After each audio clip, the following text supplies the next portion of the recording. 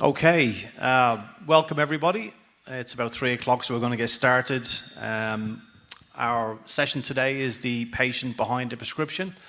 My name is Dave Griffiths. I'm the VP of Development for Excesia Health. We are a non-profit patient assistance organization that provides help for people with chronic illness and rare disease. We're one of 6 non-profit organizations here over the next 3 days. So come visit us, booth 303. I'd love to chat with you guys, especially after our session today and after our networking event tonight. So I'm joined today by 2 amazing women who have an awful lot of expertise and experience in this field. So we're very excited to bring them to the session today.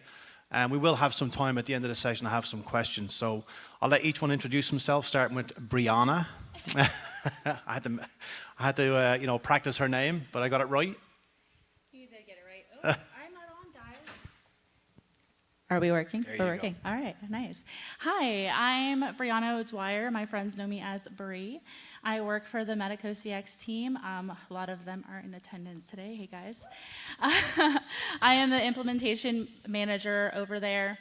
So we handle a lot of just medication access, really making sure, well, at least on my end, making sure that the patient gets that medication and affordably at the end of the day. I'm happy to be here, provide any insight that I can towards just filling in those gaps for these patients and making sure that they get the care that they both need and deserve. Awesome. Thanks, Bree. So my name's Jennifer Noonan. Is this really loud? You're good. Okay. I also work with Excesia Health. I am a nurse by trade. I've been in the patient-facing industry for about 26 years. I spent my first 17 years in the emergency department, so that was always exciting or busy or both. And then the last 8 years was with hospice and palliative care, both with adults and pediatric populations. So I've just joined Excesia Health in the last 2 years. It's nice to have an impact nationally to be able to help patients, and absolutely excited to be here meeting and getting to know other people who are advocating for patients every day. Wonderful. So one of the things we talked about as we were developing this session, we wanted to talk about maybe focusing on the holistic approach to dealing with patients and working with patients. And the experience that each of us has individually working for our organizations, and also from our own life experiences as well, we're going to share with you guys today. We have a couple of questions for each of the panelists today to kind of give us some of that background, some of that deep experience that they have, and then maybe some time at the end for some questions and answers for people. One of the things I do want to stress is that, maybe after today's session and while we're at the event over the next couple of days, feel free to come up to any of us at our booths or while we're walking around. Bree is going to be around anywhere you look. She'll turn up. She is everywhere this week. But more than happy to chat with you guys, maybe get more in-depth into some of the experience or some of the questions that you might have. So to kind of start off, Jen, we wanted to say, what are the key components of a holistic patient care plan? And how do they differ from traditional methods, traditional medical approaches? And as a follow-up, why is that so important in today's healthcare environment? Yeah, that's a great question. I have always been a big proponent of holistic care, and in hospice care, we certainly very much approach things from a holistic approach, looking at the whole patient. I think traditionally, in most practices of medicine, wherever you might be, we're used to just diagnosing a patient's illness or a condition, a problem, a symptom, right? So they run tests on your physical body, they figure out what is physically going on within you, and they then come up with a treatment. Oftentimes, as we know, those can be very expensive, but we're missing a whole big piece of things here. So I would imagine every single person in this room has either received a diagnosis or has loved someone that has received a diagnosis that was very scary. And that would give each of you firsthand personal experience with how very difficult it can be to not have that touch every other aspect of your life. And so I think that's the big piece. So besides just physical, we also have intelligence, our intellect, the understanding and the knowledge about what it is that we're facing, our emotions, our spirituality, our social network, our ability to make the ends meet, so finances, environmental. There are all these different components, and if we're only paying attention to this one, then we're doing a big disservice, I think, to the patients and their caregivers. So I think that the holistic approach is what we're starting to see finally a shift towards, just across all of the different care providers. What do you think about that? You seeing changes in that way in your work daily? I would have to say that, obviously the approach that we have is very patient-centered. And so when you're looking at the patient, you're looking at every single one of those aspects. You're not just looking at, what is your diagnosis? How do we get there? End goal. No, we want to keep in mind that this patient is a person. And so we need to touch on, okay, for example, in my space, we work with asthma, biologics, respiratory biologics. And so when I tell you that, okay, you're going to have to end up on a biologic injection, you have to come in every month, that affects every aspect of your life. Time dedicated to that, scheduling out of work, your mental well-being, on how you're going to handle navigating, adding that regimen back into your, medication cycle, especially if you're already on 10 other medications, it's one more thing that you have to do. So I would say yes, and taking that approach and adding that approach into your daily work cycle when you're handling these patients, even from the provider perspective, and making sure that they keep that perception is very important. So to kind of follow on from that, Bree, based on your expertise, what do you see as the real drivers of patient burden? Because as Accessia being a patient assistance organization, we're always talking about copay, premium assistance, transportation, and so forth. But there are other burdens out there and make a huge difference in the lives of patients. And if we're really going to do something about the patient journey and focusing on that holistic, what do you see as those real burdens? There's definitely a good handful that come to mind. I will say, and I'm sure everybody in this room can agree, that the first one is cost and affordability. You can tell a patient they're going to be on a medication or need a procedure or what have you. The first thing that they're thinking of is numbers. How much is this going to cost me? How is this going to impact my life? And so on my end, it's nice to be able to have the knowledge that I have to be able to say, I know you're thinking about the numbers. I know you're worried about how much this is going to cost. But here are the options we have set out for you, or the different avenues that we can take to make sure that this is sustainable for you in the long run. The other aspect I would say is just the commitment of treatment, whether that is them having to come in every month or every 2 weeks. Some of these patients, they like I said, these patients are human beings. They're people. They have other things going on. And so being able to commit the time to come into the office, take their medication, maybe they don't have the transportation to get there, which luckily a lot of us know there are resources out there to help us with transportation, which is great. They don't know that. So it's our jobs to know that and kind of provide that insight and lift that burden from them. And for an example, I have a patient who they go to the doctor's office in Washington because there's only one allergist in northern Idaho. That poses a big problem when that patient has to go into the doctor's office every single month to get their injection. And then it almost poses an issue with, should I do this at home? Is that an option, self-administration? Or how can I commit my time and energy to make sure I can get this injection in the office every single month? So those would be like my top probably 3, but obviously cost and affordability, number 1 in the bucket. Jen? So I'm going to go off script. They're going to laugh because I said that. But we just talked about this a few months ago. Bree had reached out and said, here's where we're, struggling, we're thinking about ways that we can try to bridge these gaps. But one of the biggest components that nobody really talks about very often is how difficult it is to have a finance conversation with patients in the office. And so I think that I had suggested this to Bree, but it's one of the things that we did as a practice in the emergency room.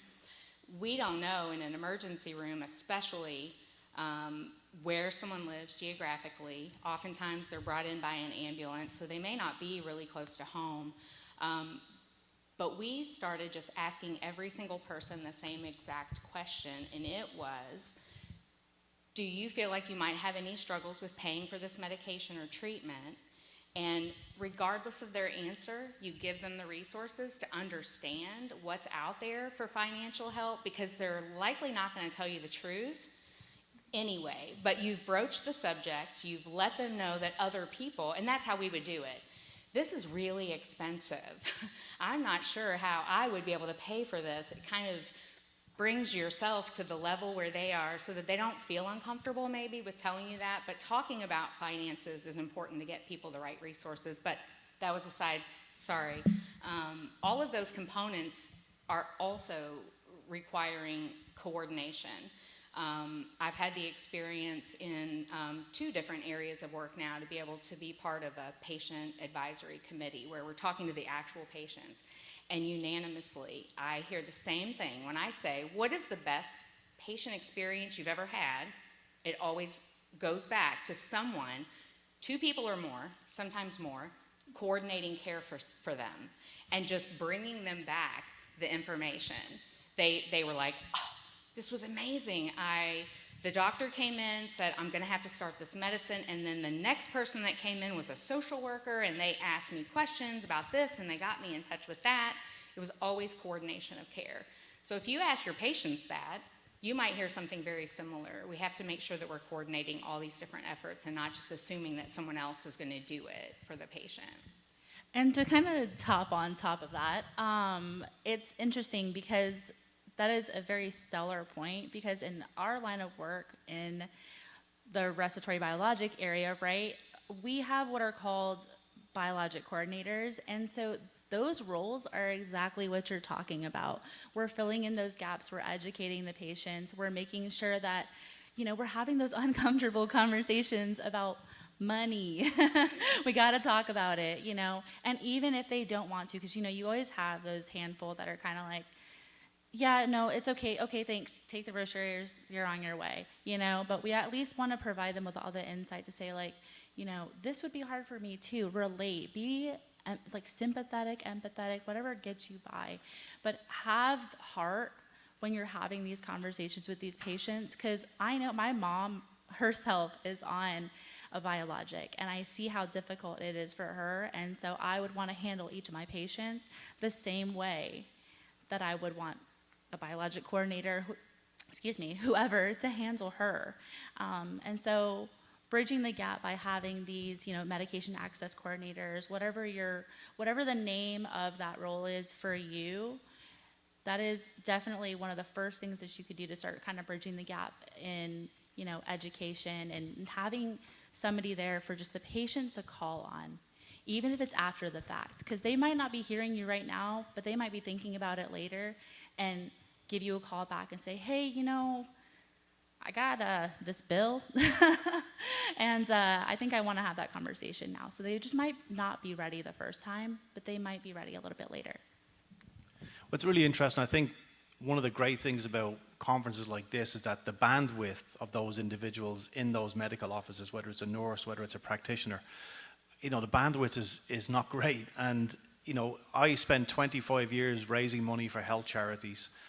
And last year, I've been with Accessia Health for a year and a half. I had no idea patient assistance was an industry that was out there to help people. And from my own experience, my wife is a brain tumor survivor and had a massive brain tumor back in 2008 and had to quit her job. We had 3 young kids, and I had no idea there was organizations out there that could help us. And when you think about the bandwidth of individuals, so we had a phenomenal neurosurgeon who did she had a 6.5-hour craniotomy, took a tumor the size of a small orange out of the back of her head, and then we were sent off back to home, and you have to figure it out. And so I think about, as I'm in this position now, I'm working and seeing what organizations like Accessia and Good Days and PAN and TAF and Healthwell, what they all do for people.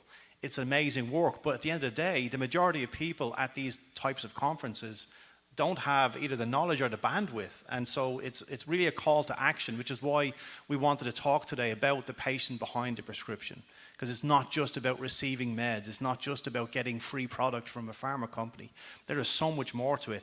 And as Jen has said, and also Bree, this holistic approach is so important for everybody here to be able to leave this event and to be more determined, whether you're working for a provider or whether you're working for a company, to be able to give people that access to that holistic approach. So that kind of leads me on to our next question. And Jen, I'll put it to you. What role does collaboration play in optimizing resource utilization and improving patient care as we think about this holistic approach?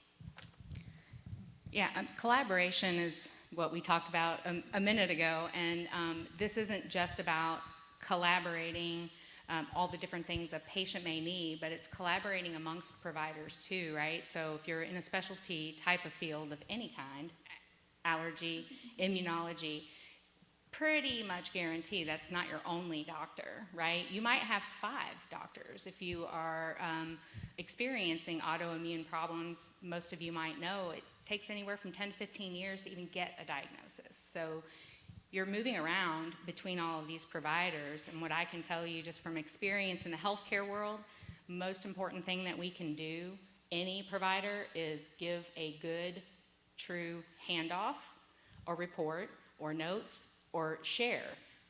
If you see a patient in your clinic and you've changed their meds, you've determined that there's anything at all different about their baseline, that should be going back to whatever their other providers are. And I know that's hard work. And I've been here to tell you, just like everybody else in this room, we all know healthcare is not suddenly robust with people.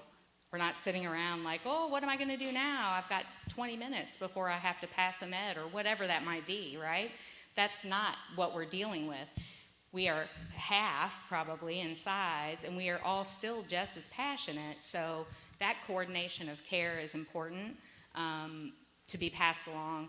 And you can't control what the patient's other providers do, so educate your patients.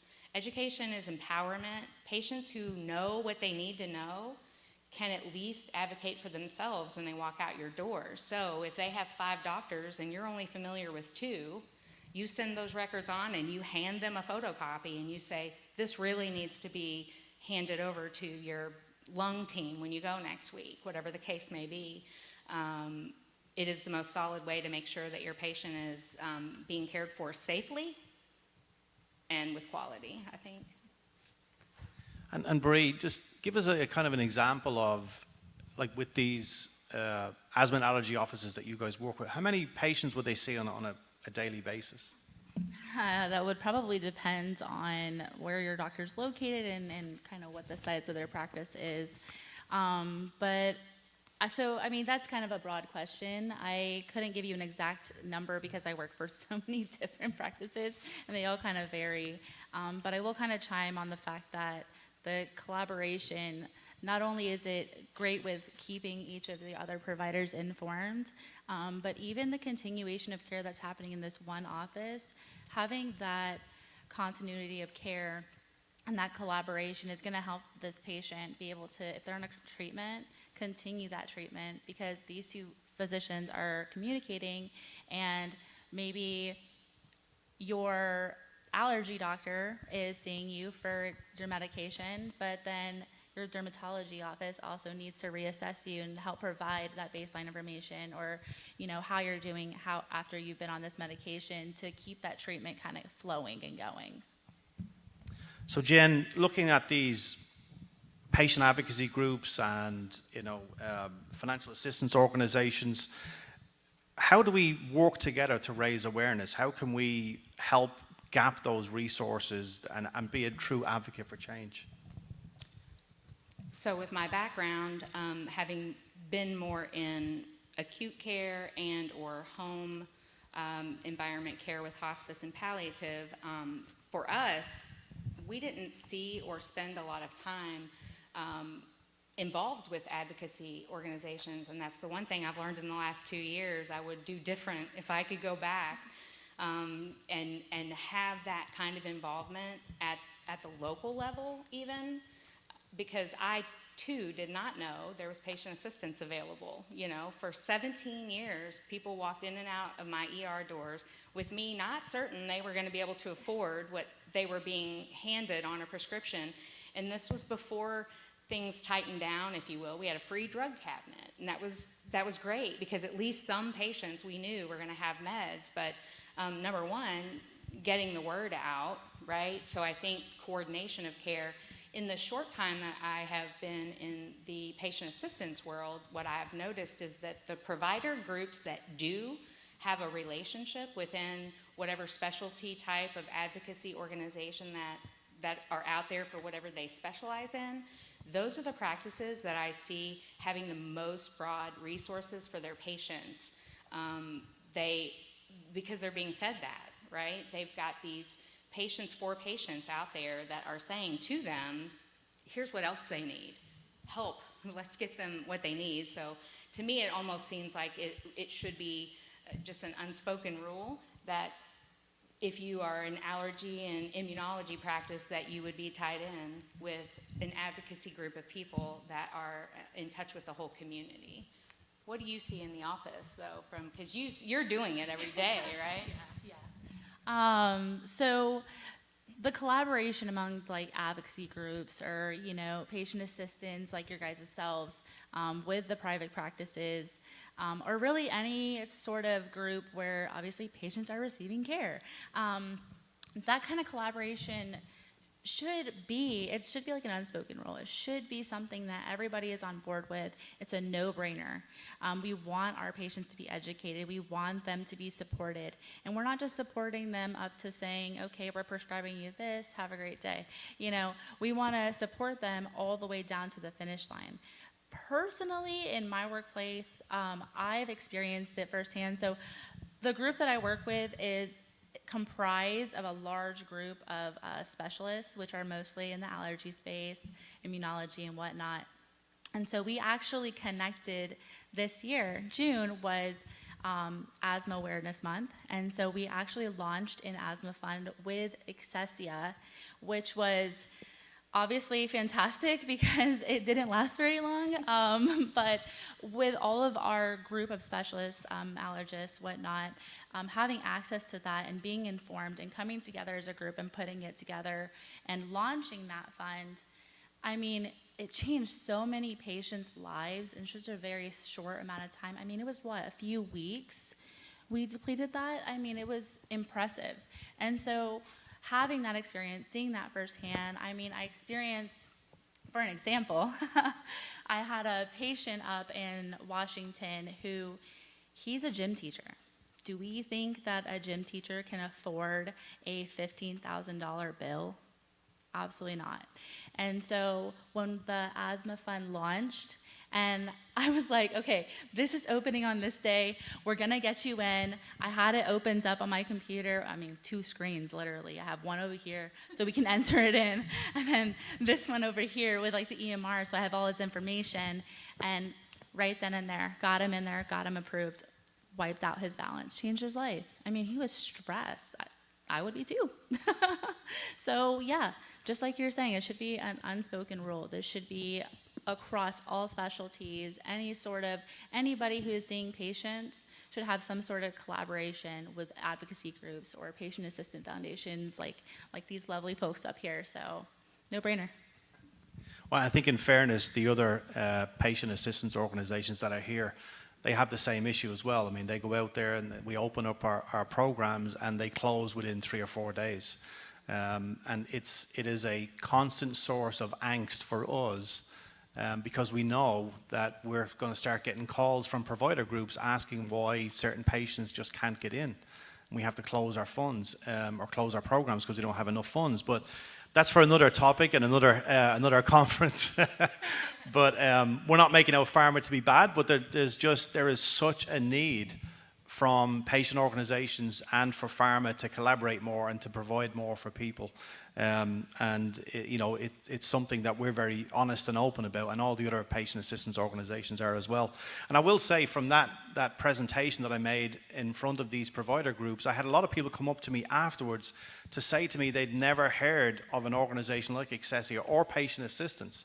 And it's just the mind boggles. And like I said earlier, that bandwidth, I really do believe, because of the fact that they have so many patients to deal with on a daily basis, they just don't have the time to do the research, and we have to be on the front foot. Everybody in here has to be on the front foot to get that information so those people can help those patients when they get there.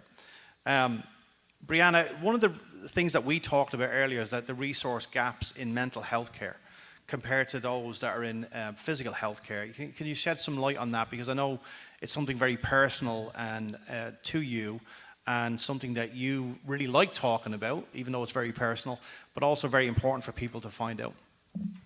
It is. It's very personal for me. So my son is actually on the spectrum.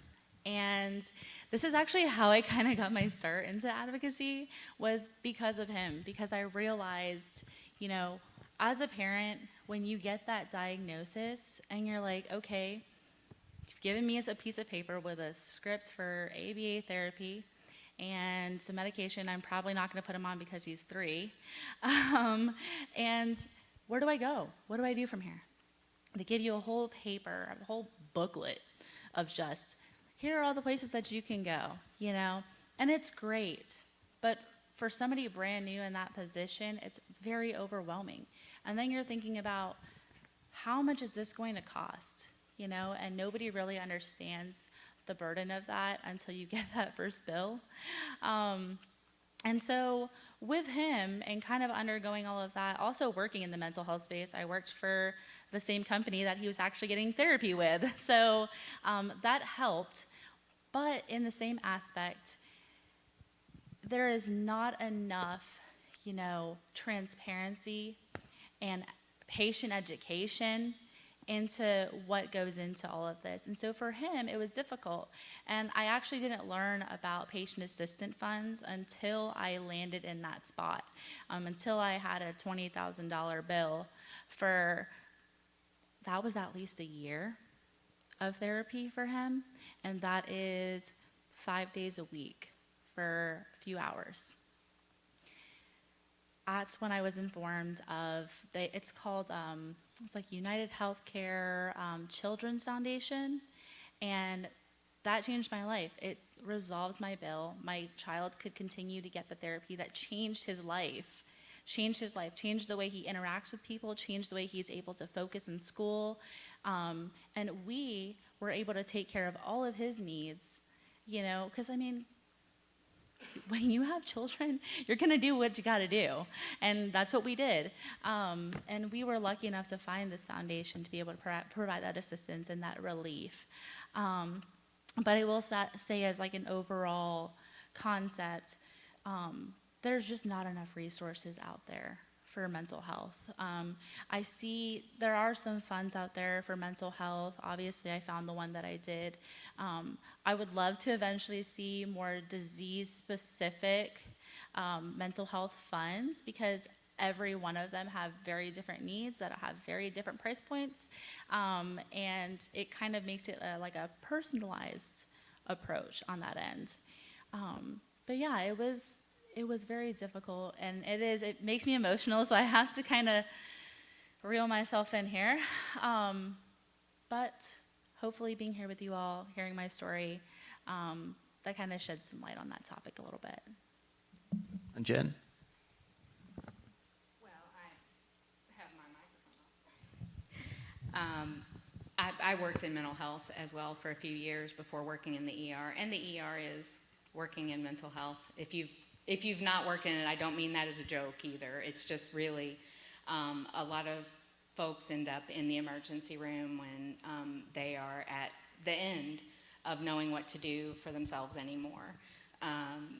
And up until COVID, I think everybody knows that we didn't really talk about mental health, at least not in a way that was comfortable or okay to be able to say, this has been a really hard whatever, right?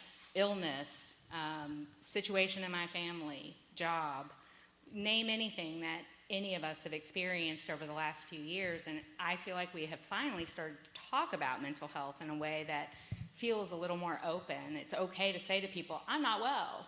I need some help. I need some resources. But what do you do now? We're talking about it. How do you pay for that? I don't know if anybody here has looked into things like therapy, but if you don't have insurance, it's about $125 to $250 an hour. If you have really good insurance, most of them limit the number of visits you can have in a year.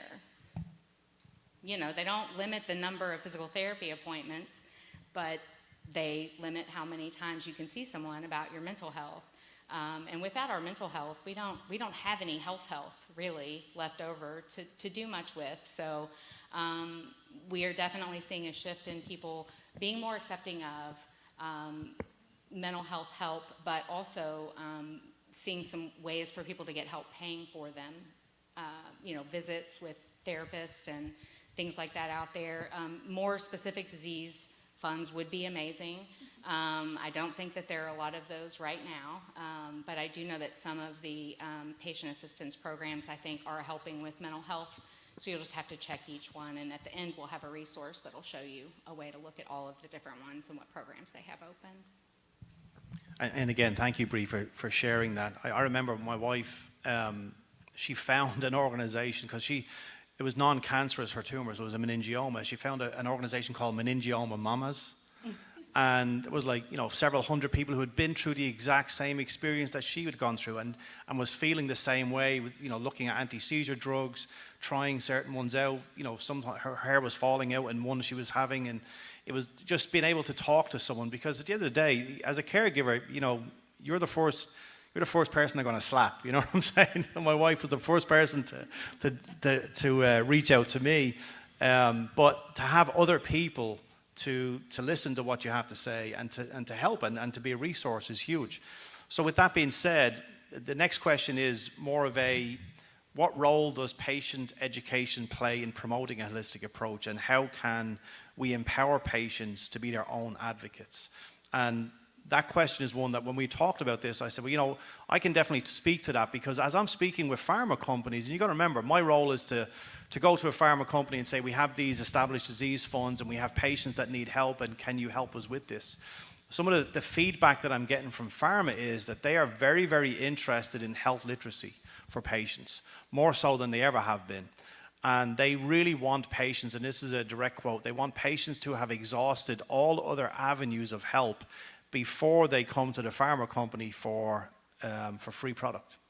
And to a certain extent, you've got to look at that and think, well, you know, that makes perfect sense, because if we can do a really good job of educating patients, of getting patients the resources they need, whether it's a state, federal, or foundation level from organizations like Excesia and the other organizations that are here, then they can go to the pharma company, and the pharma company can assist. Because at the end of the day, you know, and I'm not, you know, bringing down pharma or anything, but I think organizations that are non-profits have a much more vested interest in a holistic approach.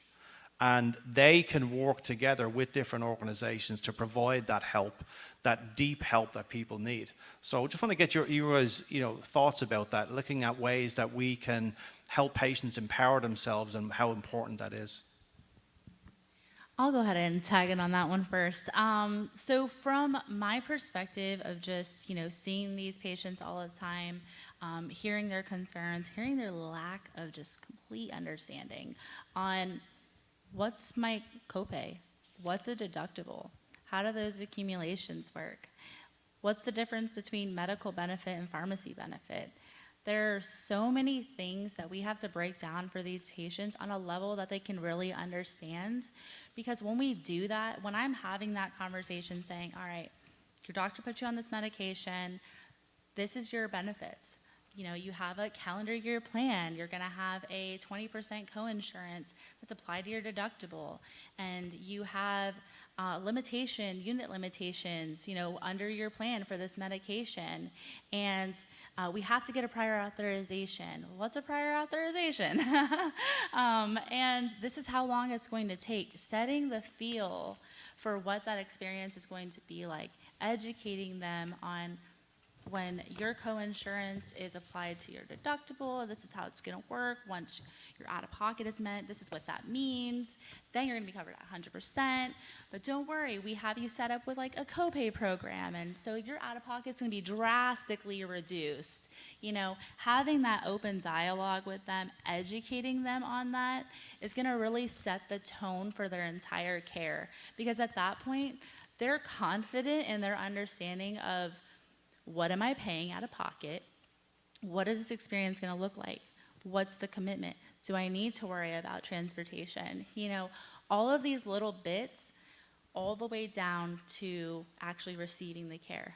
And so when we're educating these patients, we're providing that information, and we're providing that information by being educated ourselves, keeping ourselves current and educated and up to speed, you know, asking the questions. I mean, we've recently had so many changes in this industry with even, you know, accumulators, maximizers, all these alternative funding plans, and how that actually affects the patient's out-of-pocket and the way they're able to receive their care. By us having that understanding, we're able to provide the patient better education, better understanding. You get a better outcome because they're going to commit to it because they understand what to expect. And at the end of the day, we're empowering them with their own care. And that's what really matters. I couldn't say it any better than that if I tried. I think we're about done with the session because we wanted to make sure we gave you guys some time to ask questions. But I do want to say I totally agree with everything that you just said.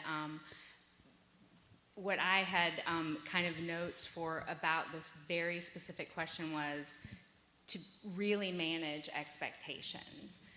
Most of the time, patients don't know what's next. They don't know what steps they're supposed to take. Or are you going to call me back? What are we waiting for? I don't know.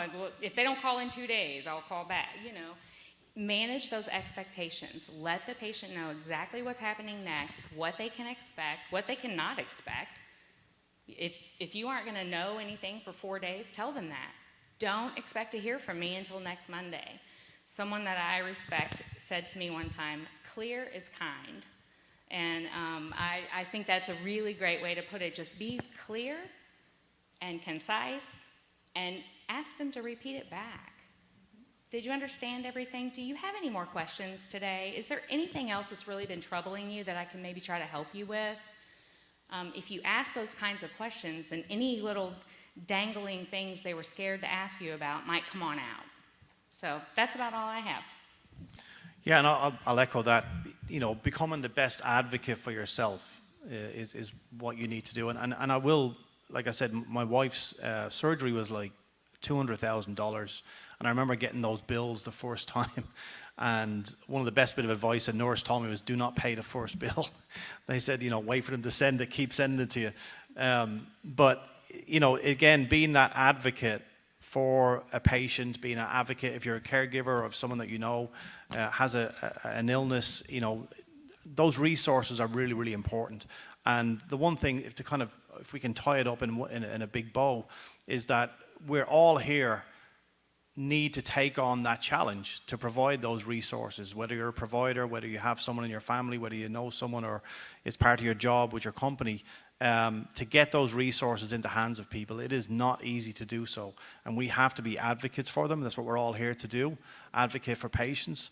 But think about it in a way that, you know, being the best advocate for yourself as a patient, enable people to do that is one of the things that we wanted out of this presentation today. And I really appreciate you guys being here today and sharing your expertise. We will